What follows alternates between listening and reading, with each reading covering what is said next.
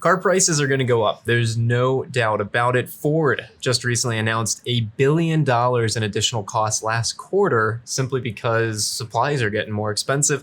Dad, we have a new article from Automotive News, actually by way of Reuters. Suppliers are raising prices on OEMs, the automakers, but by 7 to upwards of 20%. What do we need to know here, Pops? Well, we need to know inflation is continuing and that the parts suppliers are not going to eat the increases in the cost of their goods that they need in order to make the parts that the manufacturers need, and they're passing those costs on to the OEMs. If the part supplies costs are going to go up between 7 and 20%, I guarantee you the MSRPs ultimately will go up somewhere between 10 and 25% over the course of time. They won't go up 10% in a week, but they could go up 10% during the course of a model year. Do you think next year's models, so right now, when you're watching this video, we are in the prime time for model year changeover. Yes.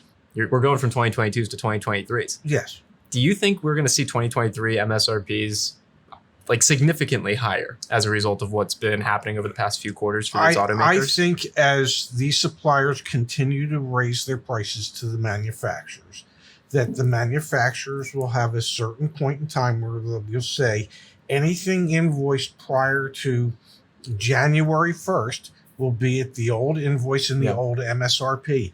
January 1st and later will be 10% higher, 15% higher, whatever that number is.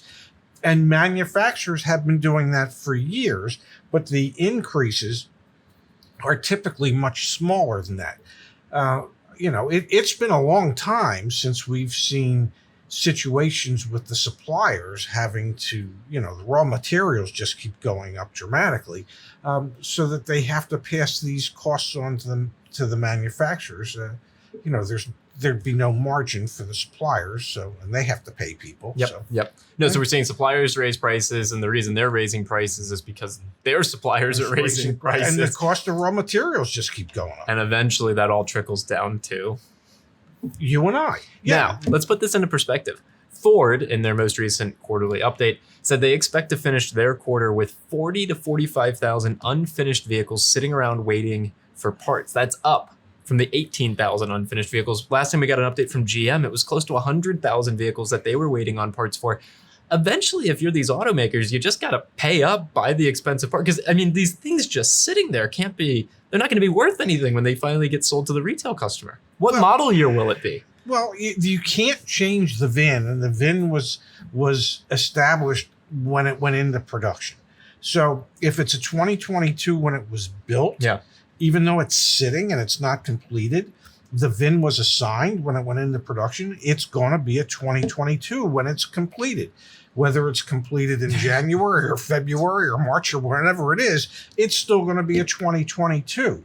The real issue to me is, wouldn't it be cheaper to pay higher prices for the parts so that you can complete them rather than have them sit and have issues with wiring, rodent infestation, typical lot rot just from sitting. Those vehicles, when they sit on those lots, they're not being moved around. So you have 4 tires that have flat spots, so you're replacing tires. Batteries go bad, so you're replacing batteries. Wiring harnesses get chewed up by the rodent infestation. So there's so many, the costs associated with just having them sit there have to be greater than paying the supplier, whatever it is, price for the final pieces you need to complete it. You're better off getting it to the dealer, I don't know, in 2022 as opposed to early 2023. Friendly reminder, can you please remind us, how can we see when a vehicle is produced? Just open the driver's side door, and there's a manufacturer plate on the pillar there at the bottom, and it'll show the month and year of production, along with the gross vehicle weight and the VIN number. So it tells you everything you need to know. So if you open it up, and let's say it's a 2022, and you open it up, and you look and it says, well, it was built 2 of 2022. That means it was built sometime in February and it's been sitting somewhere before it gets to the dealer. So vehicles like that tend to have issues.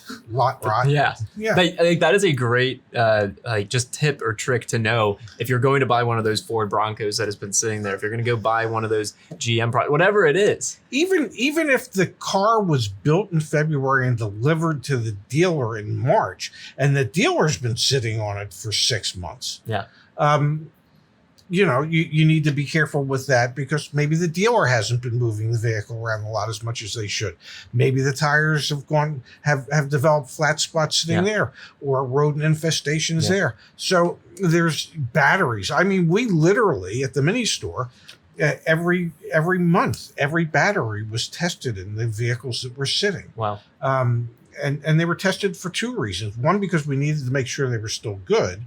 And 2, if we didn't test them and charged them, well, it would void the battery warranty for Mini.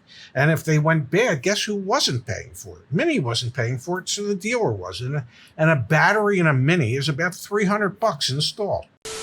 Thinking about getting auto insurance? Compare quotes from all the major carriers in one place. Join YAA.com/insurance. It's quick, easy, and no spam. Let's bring this back to the suppliers and the price increases. What is your expectation? Do we see the effects of these price increases from the suppliers on 2023 model year vehicles, or is it going to be on 2024s? Are we going to see more? You think it's 2023s? Absolutely. If